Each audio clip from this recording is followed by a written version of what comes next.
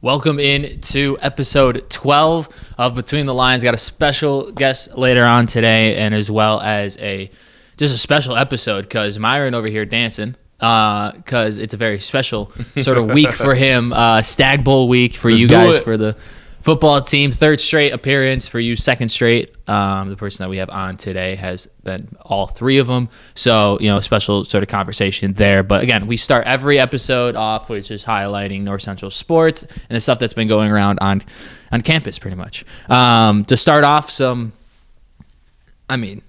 this should be a regular thing. Women's wrestling. But this award, I think, should be just given. She should get it every month. Either she or just rotated around the team pretty much. Elena McQuaid, who is an Olympic wrestler here at North Central.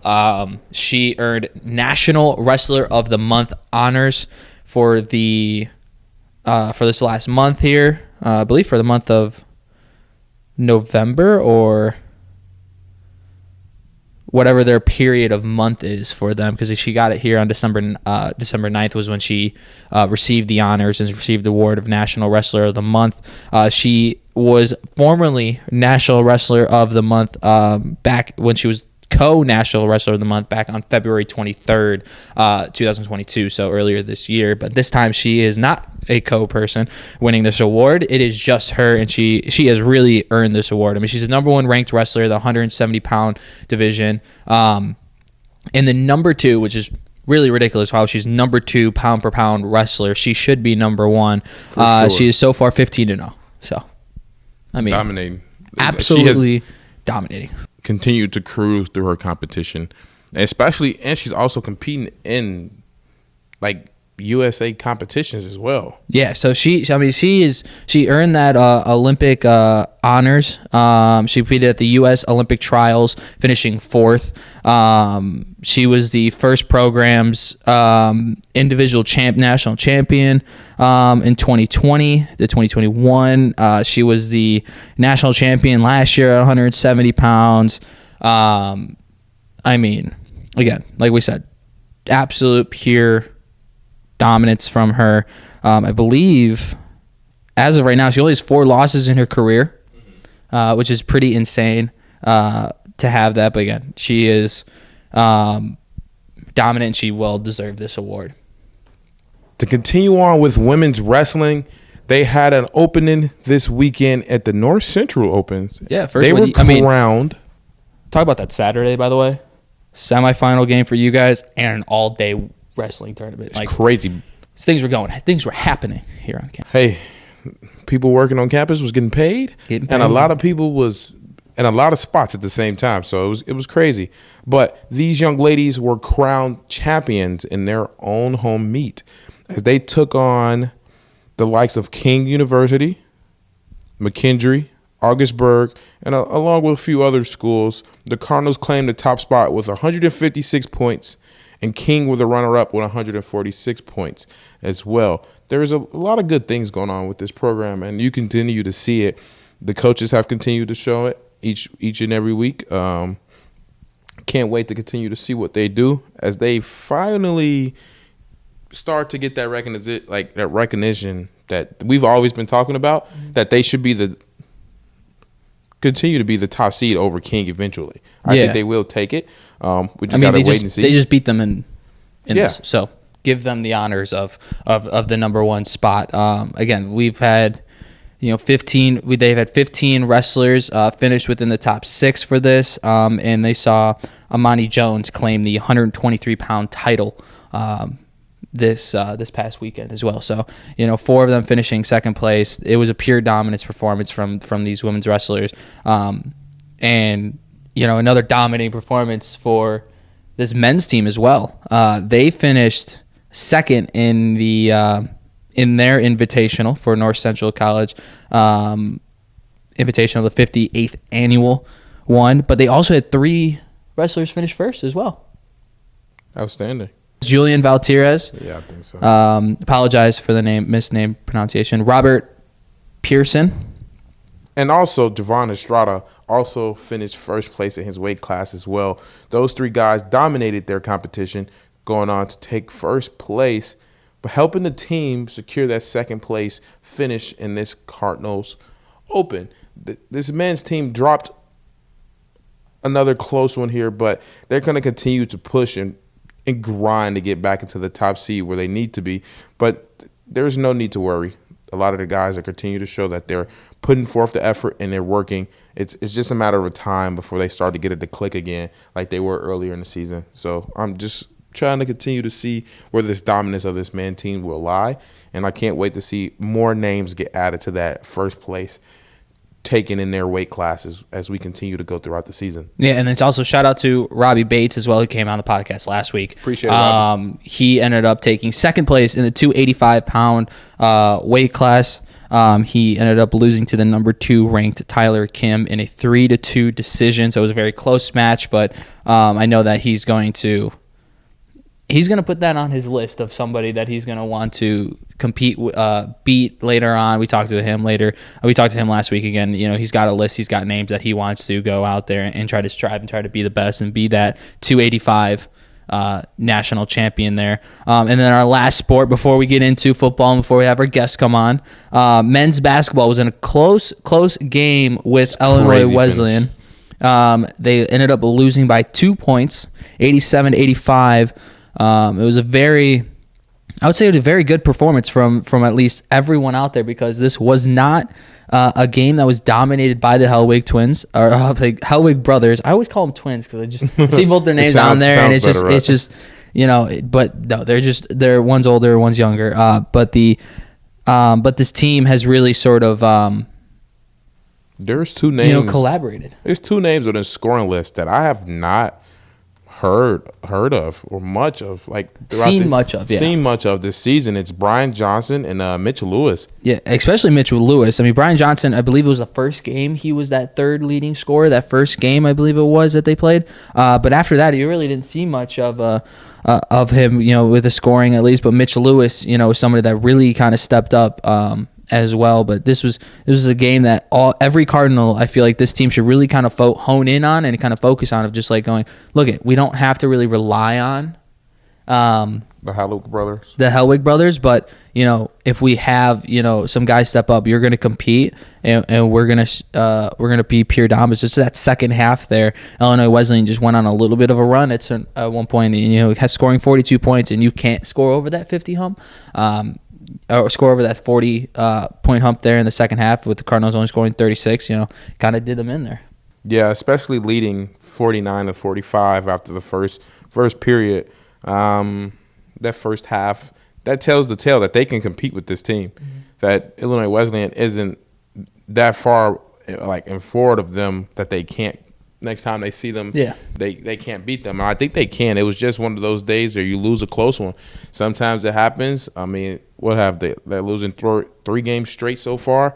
I think they're definitely going to figure it out and turn it around. This is 2 CCIW games, and you lose another one to Platteville. 3 tough opponents here. Yeah, Illinois 3 tough. Wesleyan. Illinois Wesleyan. And then speaking of that North Park game, like that game was a fluke. Like, take that game out, this team is going to be perfectly fine. If you take that game out and just say, you know what, that was a fluke game, just something wasn't right. I know that when we go back around and face North Park at North Park on January 21st, it's going to be a different showing. It's going to be a different team, especially if they ride with this Illinois Wesleyan game with just the team camaraderie that they've had and the atmosphere that they had. But you know, going into now Elmhurst, facing Elmhurst University, they shouldn't lay their heads down. No, they should be ready to work, continue to drive forward. I know you've dropped 3 in a row, but I think you still have time to turn it around. You still have a long season left. So there's not much to worry about this team. So I can't wait to continue to see what they do as a group and see if that actually stands true, that you don't need to lean on the 2 brothers to dominate throughout this league. Yeah, it's kind of nice to see those guys kind of step up. That just aren't usually, you know, have stepped up. But let's get into our guests, because I know have a long conversation here of football talk coming up. So our guest today had a lot of roles so far on this football team in his 3 years here. Transferring from Iowa State, this man has been a punt returner, a defensive back, and a wide receiver. In his first year, he appeared in 14 games as a returner and a wide receiver, catching 2 touchdowns with returning 26 punts for 329 yards. And last year, he made the flip to corner and had 3 interceptions with 9 pass breakups with 27 tackles, 25 of them being solo. And on December 4th, blocking 2 a field goal and an extra point, with blocking 2 kicks versus RPI. So, very good game, and we'll talk about that a little bit. And then now this year, going into his 3rd Stagg Bowl appearance. Yes, he's been a part of every Cardinal team so far that has gone to the Stagg Bowl. He's played both corner and wide receiver this year, so far having 1 TD for a touchdown, for a receiving touchdown. This happened this last week against Mary Hardin Baylor, and has had for a total of 178 yards so far, and as well as an interception for a touchdown. He may be the first Cardinal to ever have an interception for a touchdown and a receiving touchdown in the same year. It's Mr. Do-It-All, Mr. Swiss Army Knife. It's Nic Rummell. Nick, how you doing today? I'm good. How are you guys doing? Doing great. Should be doing great. Should be doing great after last week. You guys got a cool setup here. Thank you. We appreciate it. We're working on we're still trying to figure out something. Backdrop and stuff like that. But yeah, you guys, both of you, absolutely dominated this past weekend. North Central, again, going to their 3rd straight Stagg Bowl, which is pretty insane. I mean, it's crazy cool. You've been a part of 3 All of these. 3 of them. Yeah, I'm 3 for 3 with college. Hope obviously coming back next year, got to make it 4, but we're not gonna look that far yet. We got this week to focus on for sure. Definitely. Hey, you guys won 49-14. A little bit of a revenge there. Yeah, just a little bit. Is that kind of the mindset all week? It was. Myron can attest to it. Last year didn't end the way we wanted, especially the legit end of that game. So yeah, a lot of mixed feelings coming into this week, a lot of things on a lot of people's minds, and it definitely felt good to get that one out of the way and get that W for us. Definitely. What did you think of the atmosphere? First time ever in school history hosting a semifinals game. What does it feel like? I know this is gonna go down in history. What was your feeling going out there pregame and then, catching your 23-yard touchdown at the end of the game to add insult to injury towards the guys? So what were you thinking as the game progressed? Man, that was probably the most electric game I've been a part of here. Being a part of those Wheaton games. Those Wheaton games get crazy, but this Mary Hardin game topped it. Just with the people, the number of people, the crowd, all the above. It was just absolutely electric. Absolutely electric. For this year, I know we had a lot of expectations and a lot of different things going on. What was your expectations for the year? Self, and then going some team expectations? Man, I mean, some team expectations, I think nothing short of a natty. This is obviously number 3 for my time here. Been a part of 2 already, so starting that off freshman year, sophomore year, those first 2 years making it all the way, you really don't expect anything less. And for myself, I make it known to my team, to my coaches, that I just try to be a guy that will play whatever they need me to play. And I think that clearly shows in my stats in my career here, just with the position switches. But that's really my main focus and my main priority is just kind of being that. They call it the switch knife, I guess, where you can just Swift knife. Swiss Army knife. Swiss Army knife, where you can just plug him in and he can do the job. But to go to a 3rd national championship in 3 years here, that's a blessing for real. Definitely. Yeah, you talked about you kind of dove a little bit into that position sort of switches. You were a punt returner, DB, wide receiver to DB, back to wide receiver. Let us when you guys have those conversations with coaches and saying, let's try to position switch, it seems like, there's no hesitation. You're going to go for it, you're going to do it. But kind of let us in, what was the kind of thought processes of okay, now I'm wide receiver. Okay, back to DB. Now back to wide receiver. What was kind of that sort of thought process going out, I guess, even this year or the last couple of years? Yeah, I mean, receiver's been my main position, I guess, my entire life. It's the one that I was most comfortable with. It's the one I started out here with. So when I first made that switch to DB, it was honestly, it was pretty much a brand new position. I had to learn. You play the whole game running forward. Yeah. Now you have to learn how to play it backwards, and that's a whole new ball game. But like in this year specifically, started out the year as a DB, and we had some guys that went down with some injuries, and obviously I've had that experience here on a national championship team as a receiver. So, kind of coming back, once you learn that playbook, it's really something you never forget. And luckily, I was able to get back over and help our offense just kind of keep going at the pace it was going, because they were having some really good success all year, as the entire country knows. Yeah, number one offense is here, so. Right, and then, just basically what I told coaches was just whatever I can do to help it, just not slow it down. It's crazy, because you've played on both sides of the ball, so you've had you contributed to both success. So really, like you said, that Swiss Army knife is a key term that you're going to continue to use. I think you have a lot of great things ahead of you. Appreciate that. Continue to do it as we have a big game this weekend. Mm-hmm. So yeah, big game this weekend. But for punt returning, that's like one of the most, I guess, considered one of the most dangerous positions. You're sitting up there, you're waiting for the ball. Guys are just running at full speed at you. Take some guts to get back there. Is that something that like you've always had like sort of a comfort with of doing punt returns, or is that kind of new to you? Yeah, it's new. It's completely new. I'm gonna be real. I remember the first time they put me back there my freshman year. I'd never done it before. I'd seen all those highlight videos of just guys waiting and getting their head taken off. So yeah, there was some fear going into it. I'll be straight up about that. But once you kind of get those first few under the belt, and obviously we got a lot of dudes out there that do their job very well, so it makes my job a lot easier to get as many yards as possible. Yeah, no, that's got to be that weird feeling where you're just sitting up there and you're like, all right, looking at the ball, but clearly there's someone running. Somebody's coming for me, exactly. They're headhunting going down. So you transferred into North Central. I did. You went D1.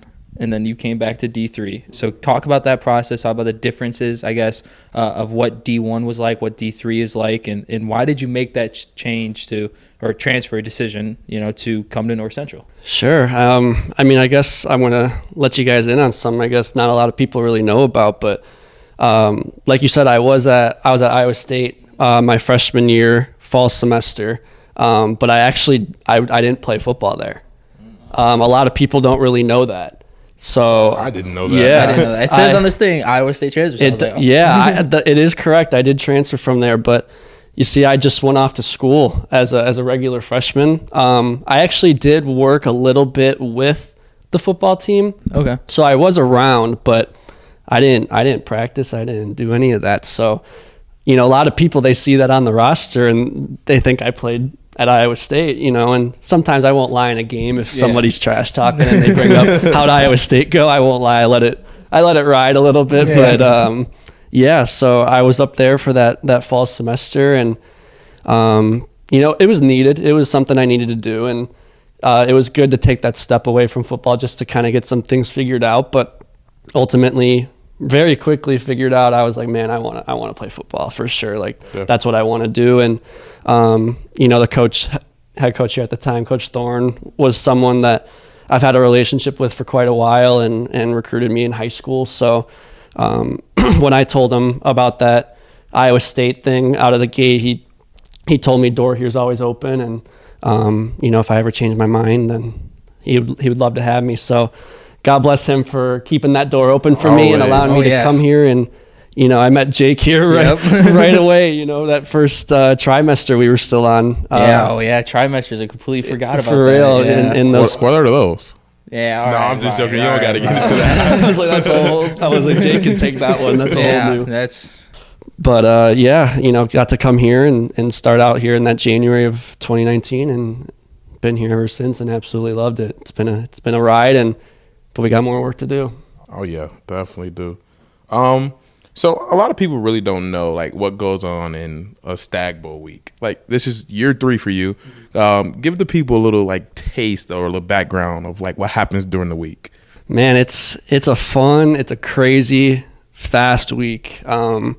we got practice here today to start off the week, and then tomorrow's kind of some house cleaning stuff, make sure more the packing type things, because we'll take off tomorrow, get out there in Maryland, and the week's a lot of fun. The NCAA, I think, does a great job with kind of organizing different events for both teams that are a part of it to experience. And, last year's case, we were in Canton, so they had a NFL Hall of Fame tour, and I think we went to Dave & Buster's too, which was kind of cool to play those games. But this year it's at the Naval Academy, so I'm sure we'll do a tour of those facilities, which will be very cool. And my favorite experience, though, in 2019 when we were in Texas was we got to do a bowling event with the Special Olympics, which that was really cool. That was probably a top event I've been a part of in my lifetime. So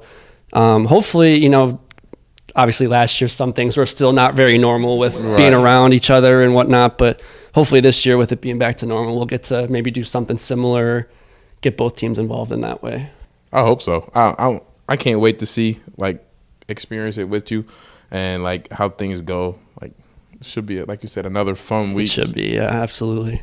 So now that, being third Stagg Bowl, it's kind of the whole theme, I guess, we're really talking about here, being the third Stagg Bowl and stuff.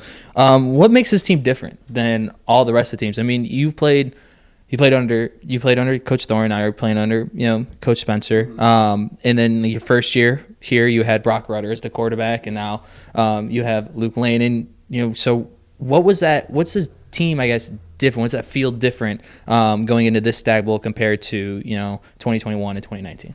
Yeah, this team, I think this is the closest knit group team that I've been a part of here, just from fifth-year senior all the way down to brand-new freshman, And I think the biggest thing, though, is, these fifth-year guys that we're playing with right now, they were sophomores when we won in 2019, and this is their third national championship. Yes, we did win it in 2019 with that group of seniors that they were unbelievable.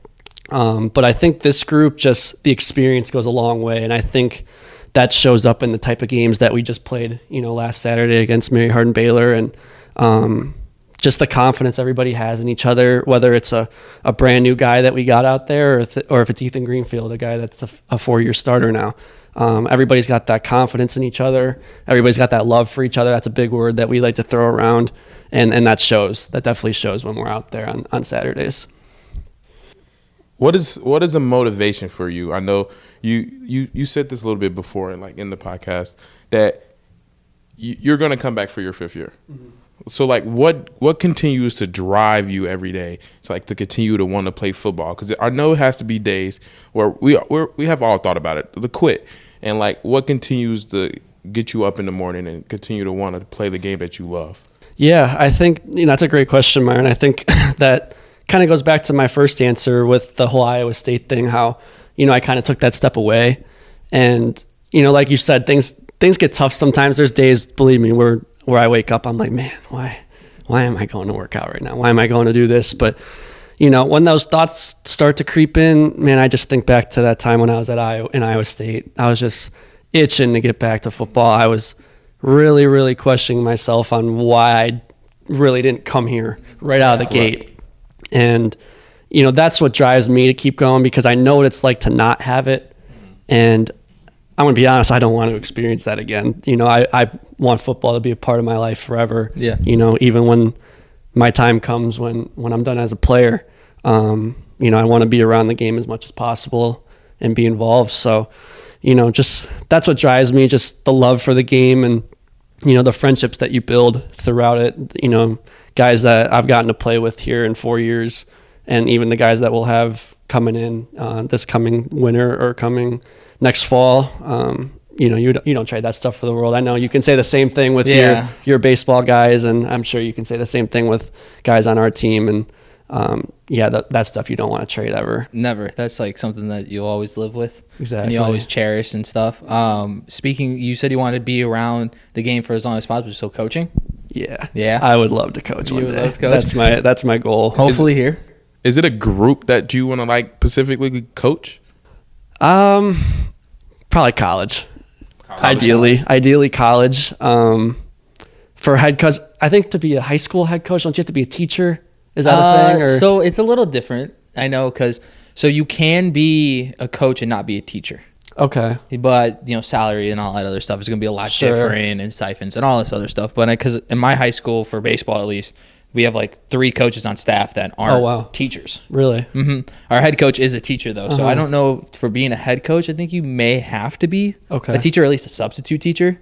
But to be like an assistant or something like that, you don't have to be. Got it. Yeah. Just being around our coaches here, and I just love college football. I want to be straight up honest about it. I would love to be around college football as much as possible. And then obviously, who knows? Maybe if there's something bigger than that one day, that'd be crazy. That'd be awesome. Would it be a specific position?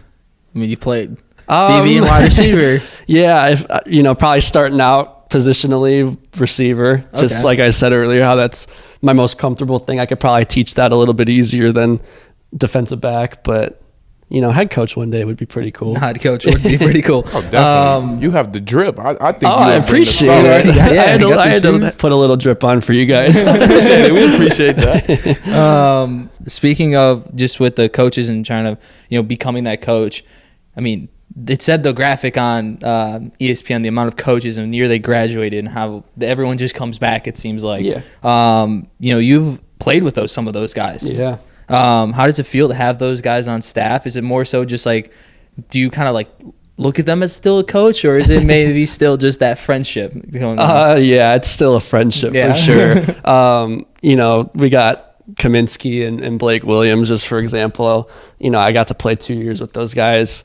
So it's kind of funny, I guess, hearing freshmen that we got now calling them Coach Cam or Coach Williams, because I'm like, man, I've known these guys for a few years now. But yeah, it's great having them around, and I think having those types of guys around, and we've had guys in the past that have played here and stayed to coach. I think that just shows the culture that we have here and how much people really enjoy playing for our program and just wanting to be around it as much as possible. But yeah, it's definitely a friendship with those coaches, and I'm definitely glad to have them around. Does Coach Spencer get like a little, I guess not a little mad, but like the fact that maybe other guys, freshmen are like calling him coach, and you're just like you're just talking to him buddy pretty much? No, he doesn't get mad or anything. He knows we're all buddies and we've been buddies. But if Cam or Blake obviously have anything to say to us, like even to me, just for example, like I said, I played with them for a few years, but if they have something to tell me, like I treat them as if they're a coach. Absolutely. Okay. Like I take their word and I take their opinion. So,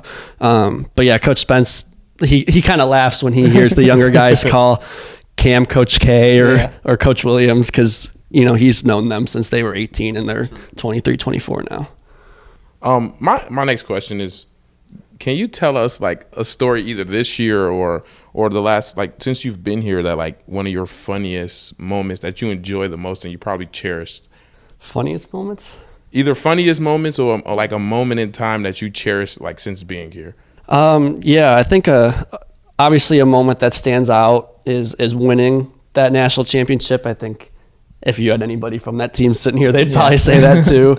I just winning that trophy and all of our fans that traveled there, and I'm sure we're going to have a massive crowd even out in Maryland this coming week. But winning that trophy, and honestly, I think the perfect memory was seeing Coach Thorne's dad with that trophy.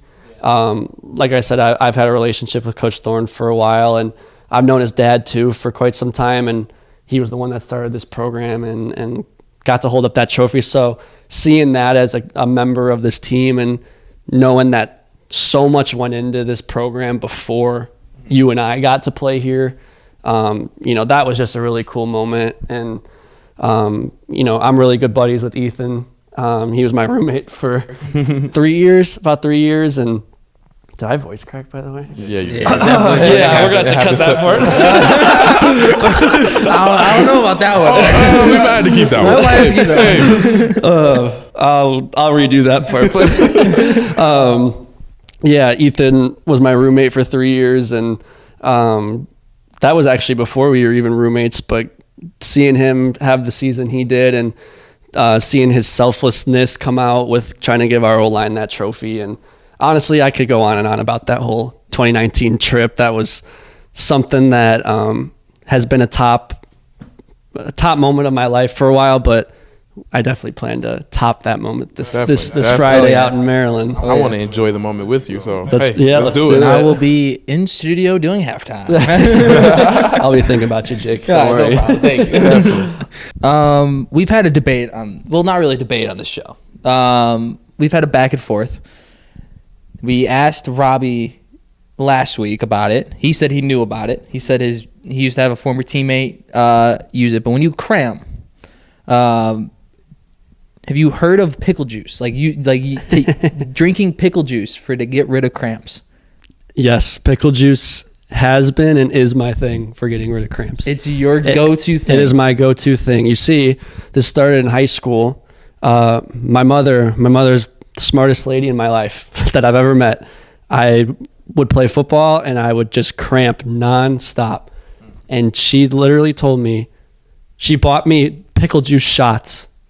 She bought me a pack of 10 or 12 from Amazon, and I drink one at halftime, or one before the game and one at halftime, and I'd never cramped from it. Really? I have never cramped in a game since I started drinking. So have you been doing that here?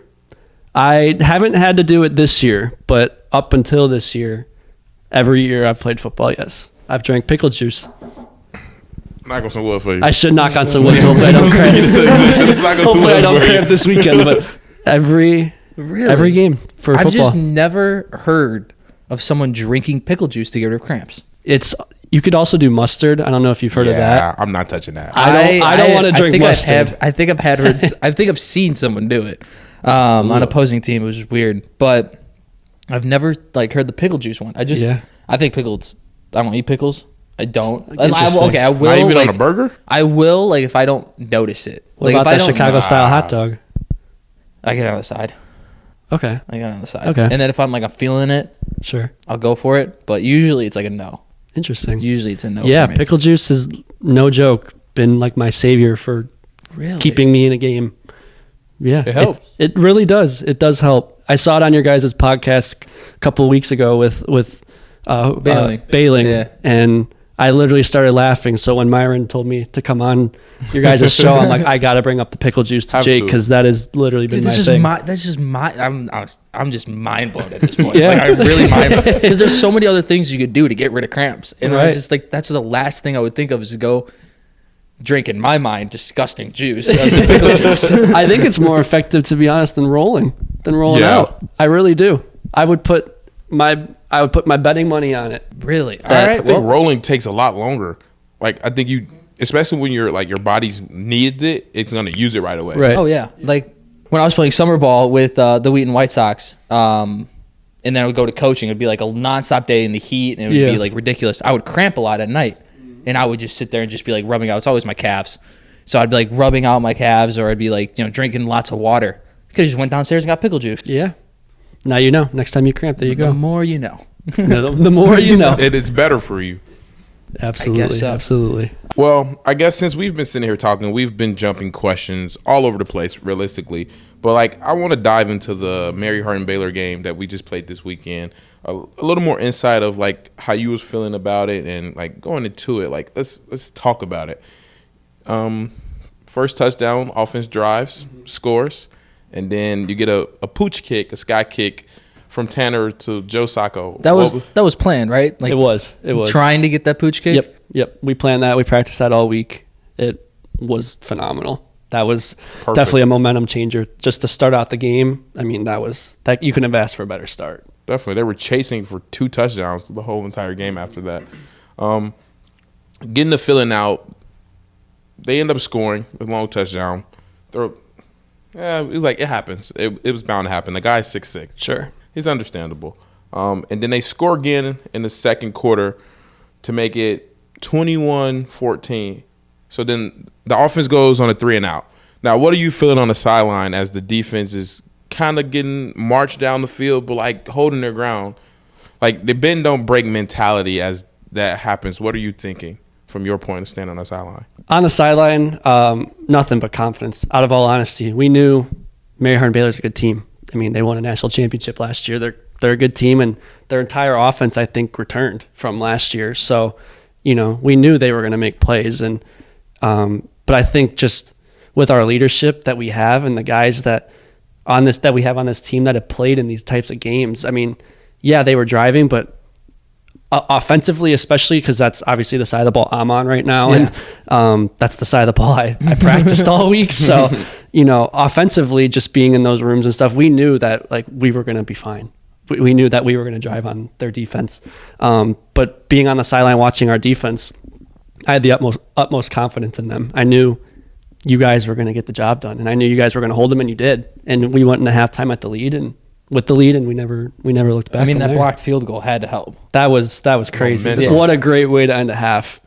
I mean, even talk about they just didn't score after. They didn't even have a chance, it seemed like, to score after that. It was just all you guys. Well, I don't know if you all seen it, but like if you watch the video from either on ESPN or if you go on Huddle and we watch it, the athleticism of Tyler Rich, Brandon Greifeld, and Dan Lester to like Tyler hurdled the offensive line. He jumped the line, and then Brandon, like the hole for Brandon to squeeze through was like this big, and Brandon's not a skinny guy. No, Brandon's like 6'3", 270, and like he scores through a hole to like block the field goal. It was crazy. Yeah, well, I mean, you've blocked a field goal and a PAT, so I guess like. How is that? You just got to anticipate. You just got to guess the snap pretty much. Yeah, you kind of, it's really a lot of times when teams do their field goals and extra points, it's like that silent count because they don't want you to jump it. So it is a guessing game out of all honesty. And in Greifeld's case, he's right over the ball, so he can kind of see it. But, like last year when I, like you said, blocked a field goal and then the PAT, I was on the end. So I'm just looking and, pretty much if I see them flinch, like I'm going and I'm hoping the ball was actually the one moving. That blocked field goal that Greifeld had, I think it hit him like right in the face, did it not? And right on his arm. In the arm, and just the way our crowd went crazy over that. I mean, when that happened, even being up just 7, and I knew they were getting the ball to start the second half, I knew we were going to win. I knew it. Just seeing the momentum and seeing the way they went into the locker room, I had so much confidence. Hey, I'm gonna throw this in here. I blocked a few PATs this year and last year, so hey, I want my credit when credit is due. Myron blocked PATs and field goals last year too. There's the credit. I appreciate that. When did you guys think, at least on the sideline, when their quarterback King, I guess he was like limping, he was kind of seemed a little bit injured.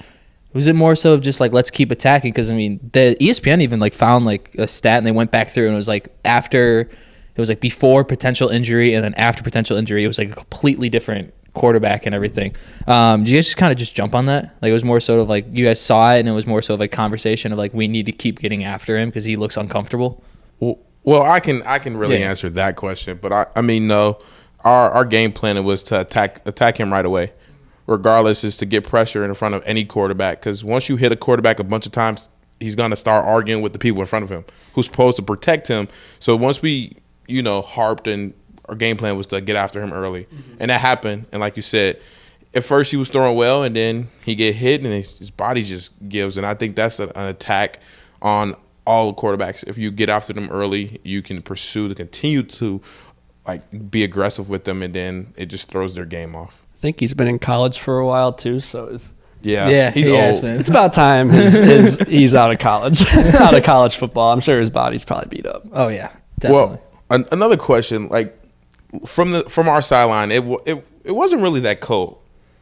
I know it was like what it says 40. I think it was 40 degrees. So I mean, it's kind of cold, not really cold. It's close to freezing. It said it was 40, but then really the real feel probably like 33, 32.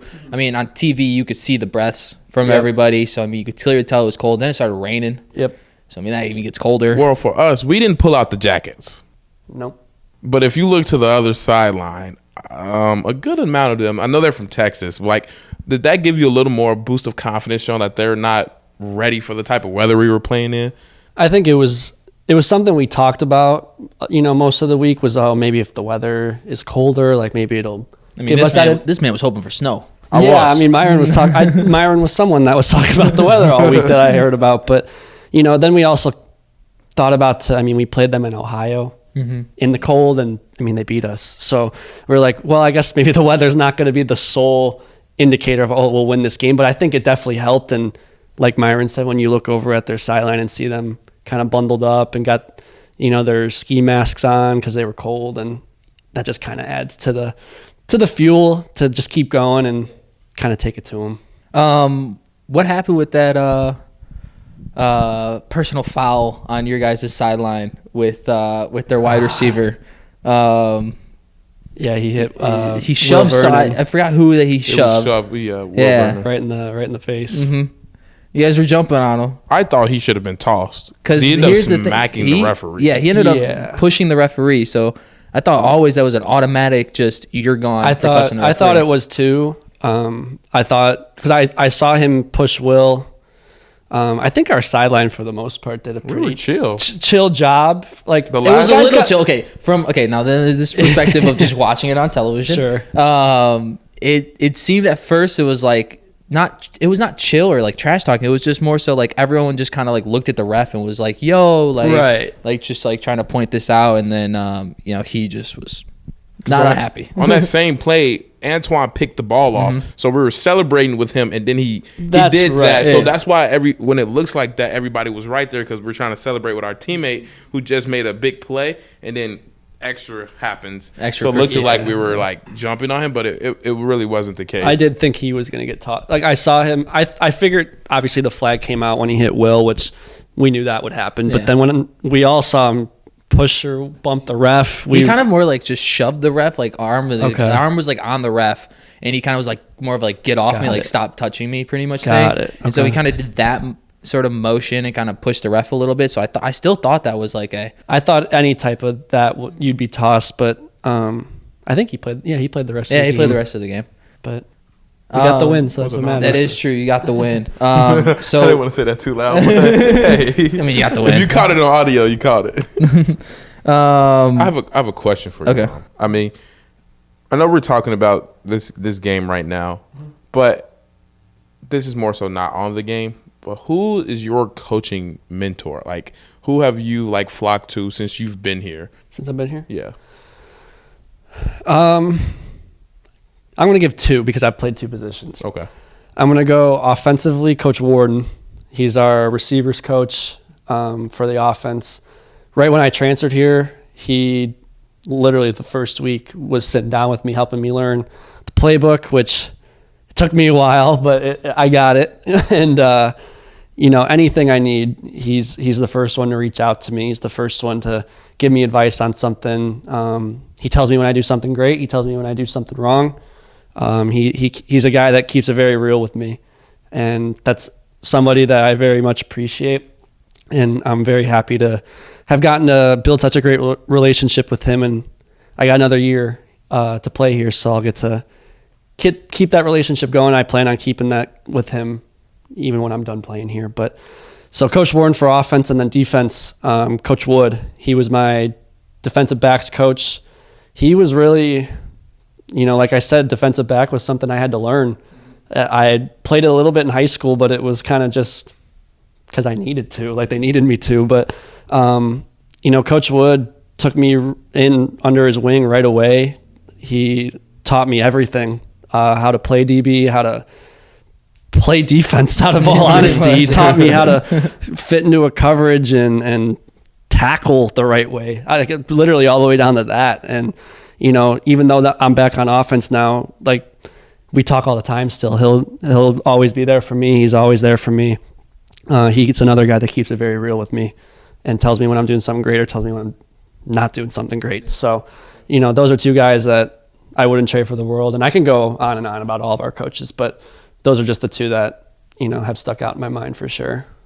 I guess going into this week, you guys are facing a familiar opponent, at least when it comes to playoff wise.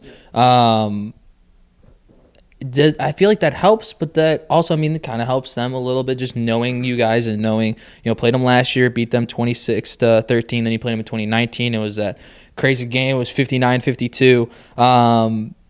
I guess, like, what is it more so like, okay, we've known these guys, we know what they're about, at least like recently and everything. Is that just more so that mindset, or is it still taking it? Because I ask Myron every week, what's it like going to his opponent, and he just gives me the same old Bill Belichick answer. It's the same new opponent, same opponent, sure. Same old week and same sort of mindset. But yeah, I think we've played these guys a few times now, and I think in terms of, if you want to call it the nervousness, I think that's not there, just because we've seen these guys. Coach Spencer in our meeting the other day put it perfectly. We've ended these guys' season twice now, and they're going to want revenge on that. Kind of similar to how we wanted our revenge on Mary Hardin Baylor because they ended ours. So the way Coach Spence worded that was perfect. And just because we've beaten them in the past doesn't necessarily mean we're just going to roll out there and beat them on Friday. We still got to go out there and do what we do and do it to the best of our ability and let the results take care of itself. But I think going into this game, everybody's going to be very confident. Definitely. I think our game plan's going to be great. We got all the faith in the world in our coaches. And I think that's proven throughout this year, just seeing the type of numbers our guys on our team and our team as a whole have been able to put up. Ooh, I don't even know where to go after that. That's a tough one. But okay. So going back to the Mary Hardin Baylor game, you end up getting a 23-yard touchdown. We touched on it a little bit earlier. How did you feel about that touchdown? You were wide open. What was going through your mind as Luke threw that beautiful pass to you where the defender was like 15 yards away? Man, that was an unbelievable feeling. I'll start with that. I knew how wide open I was. Yeah. And I was just praying that Luke was going to see me, which he did, luckily. And when that ball was in the air, like I said, I knew how wide open I was. So I was like, I cannot drop this. Like, there is no excuse if I drop this one. You know what I'm saying? So it was in the air, and it was just hanging. I was like, come on. Came into my arms, luckily, and was able to hold on to it. But at that point, it's like, all right, we're just going to catch this like a punt return here. Yeah, I was like, like I said, there was nobody around. I don't have to worry about someone coming to crack me right now. I can just literally stare at the ball and watch it all the way in, and I did, luckily. So it was a cool moment. First offensive touchdown since 2019. Last time I played offense. So it was great. It was really great. I mean, it's always great to score that touchdown. Yeah. You got that. I guess you say, you got that, sort of weight off your shoulder of this year not having a touchdown. Now you at least have one. You're like, all right, now I can just go out there and just kind of have fun a little bit. I was able, actually, our third game of the year, our home opener against Elmhurst, I had a pick six. So I had a score on the defensive side. So yeah, I was gonna get into that. So I was able to get it. Oh, did I cut you off with that? But it was cool to get the offensive one. Hey, how many people in North Central history have done that? A pick six and also a receiving touchdown in the same year. I would love to get that stat. That's something for the information department, stats and information or whatever. Yeah, Ethan and I talked about that actually a little bit. He brought it up to me, I think, and we were unsure. We don't know. Yeah, maybe some emails that need to be sent out. Right? I want to know. Or a tweet to send out, because as well as you guys, after you guys scored your, I think it was to go to 42. Or I think it was either your touchdown. It was his touchdown to go to 42. Yeah, it was either your touchdown or Ethan Greenfield's one right before that you guys hit 100 touchdowns in a season, and you're ahead of every single collegiate football team for the most touchdowns scored by an offense. So, crazy, right? That's ridiculous. I saw that stat too. I was like, that's unbelievable. Kind of like to what I was telling you earlier when I came back to offense. Dang it! This time you can't cut this. Cut this one. Man, I don't know why that keeps happening. Like I was telling you though, when Coach switched me back to offense, and I was telling him like, man, I just want to make sure I don't slow anything down, because like you said, 100 touchdowns in one season is crazy. Absolutely. Is it see, now you have me over a question. Like, how many records are like?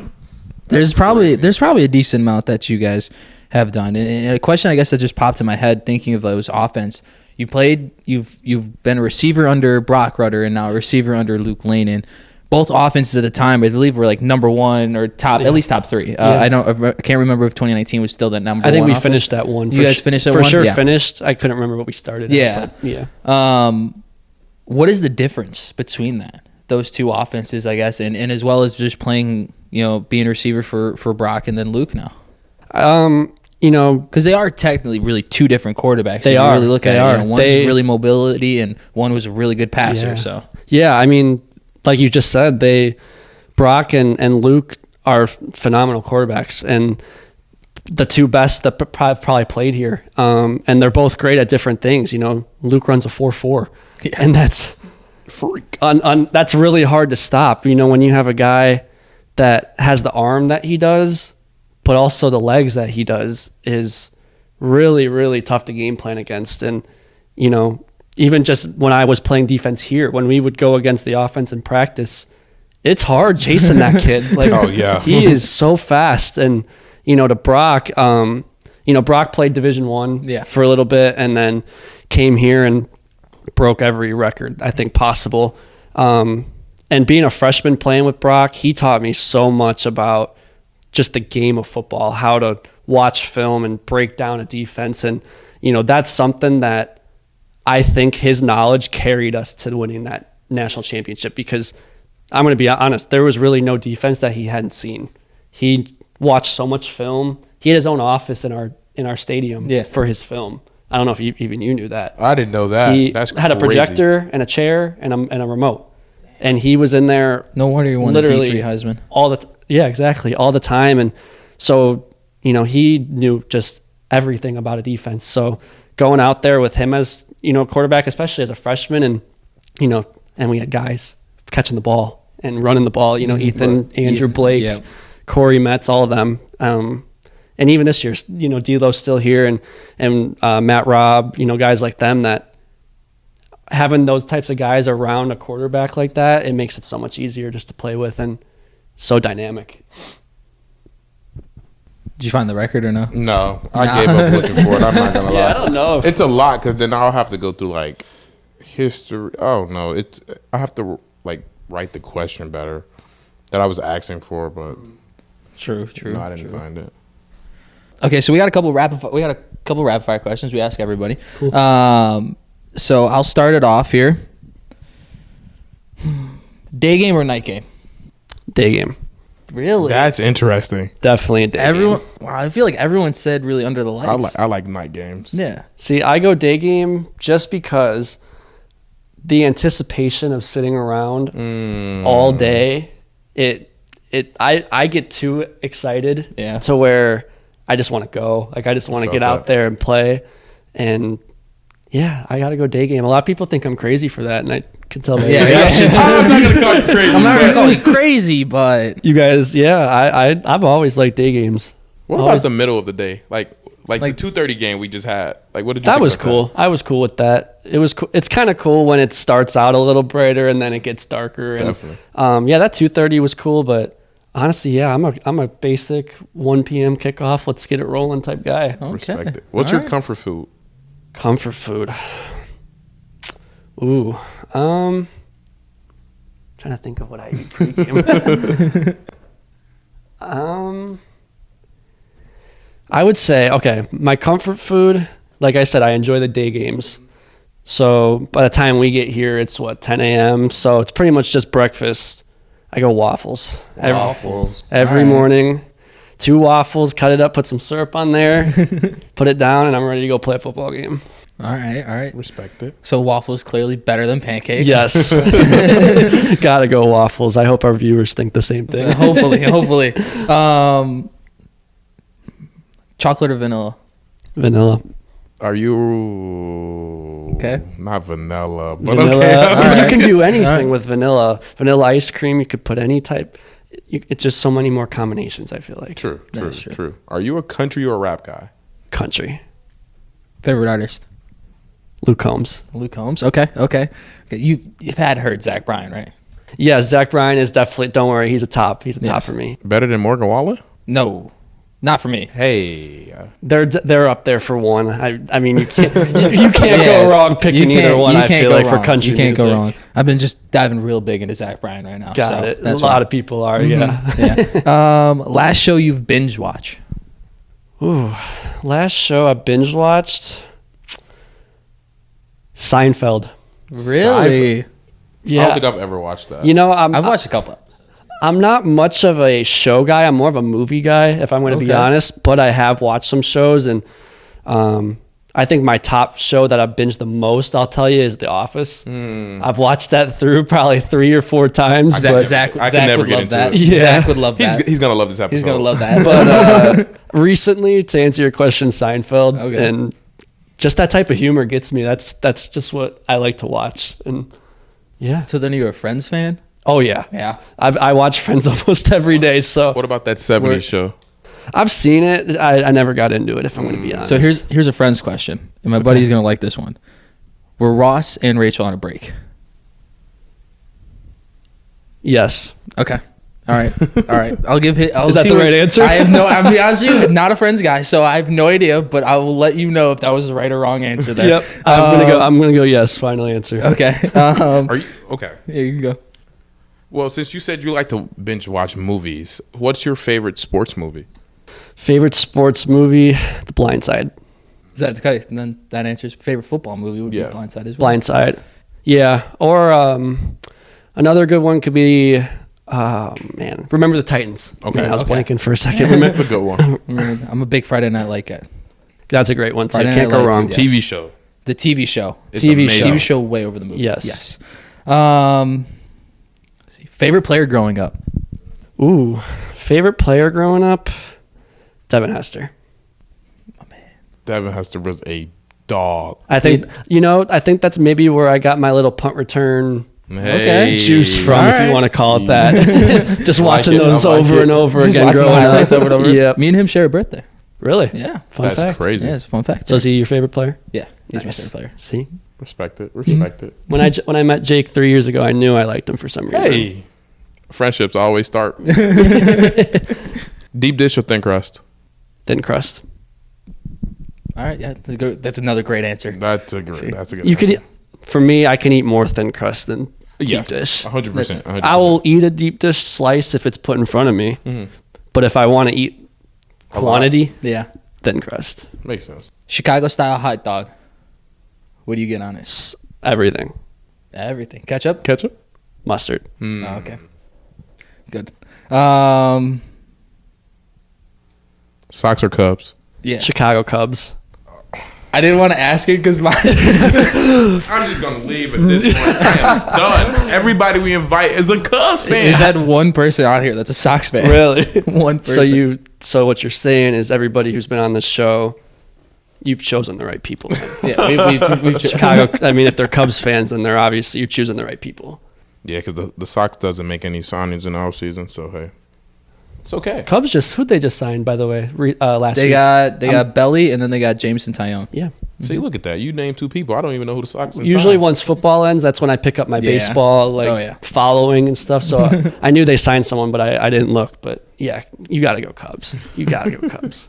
I mean, I'm a Blue Jays fan, so I let Blue Jays, really? Yeah, I'm a Blue Jays fan. Interesting. crazy. It is You crazy. don't meet very many Blue Jays fans around No, Chicago. Not at all. Either a Cubs or a Sox fan. If I had to pick, though, my family is a Sox fan. Okay. So I kind of have to side with my family. Gosh, fair enough. So Fair I enough. have to side with that. I've also Finally. been to only one Cubs game, and like all the rest have been Sox games. so Okay. that's I'll say I enjoy going to Sox games though. I do. Sox games are fun, but my team is the Cubs for sure.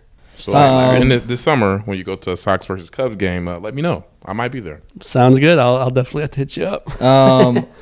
one teammate you would give the aux to. Ooh, that's a good one.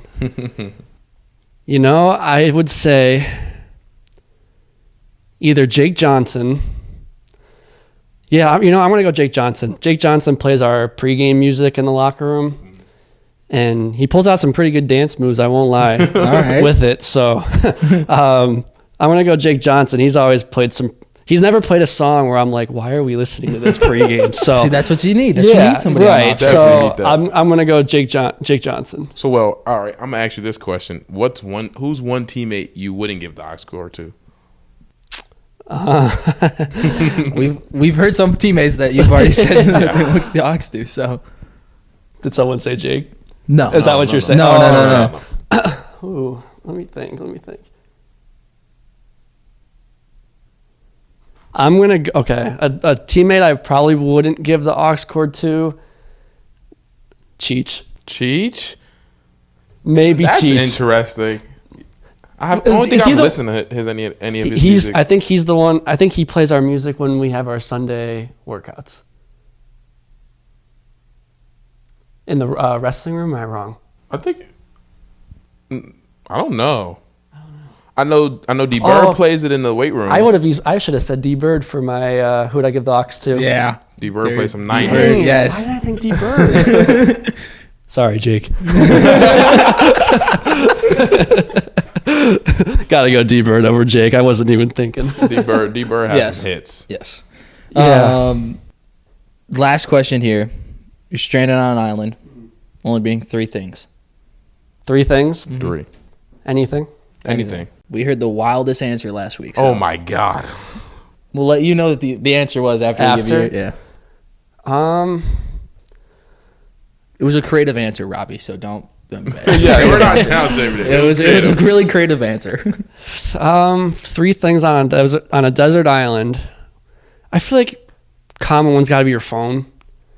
Can you have your phone on a desert island? Or is the phone gone? Are you the first person to say their phone? Yeah, you're the first person to say I feel phone. like that'd be a smart thing to have. True. If you get service. If you get service. Sorry, I should have elaborated on the question. I'd probably say, gotta have a knife on you. To get some food or hunt or whatever. What type of knife? Because I'm thinking if you're thinking a 3-inch knife, you're not going to get anywhere. No, you're going to need one of those big ones probably. Like a machete. Yeah, like a machete. So I'll go phone, machete. I'm going to, maybe someone said this, maybe someone hasn't. I'm going to go sunscreen. That's an interesting answer too. I think you're the first person to say that. I'm going to go sunscreen.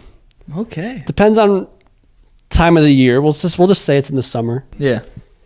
The worst thing you can have is being sunburned burnt while you're stranded. Yeah, burnt to a crisp. Right, and you have no one to go to. Okay.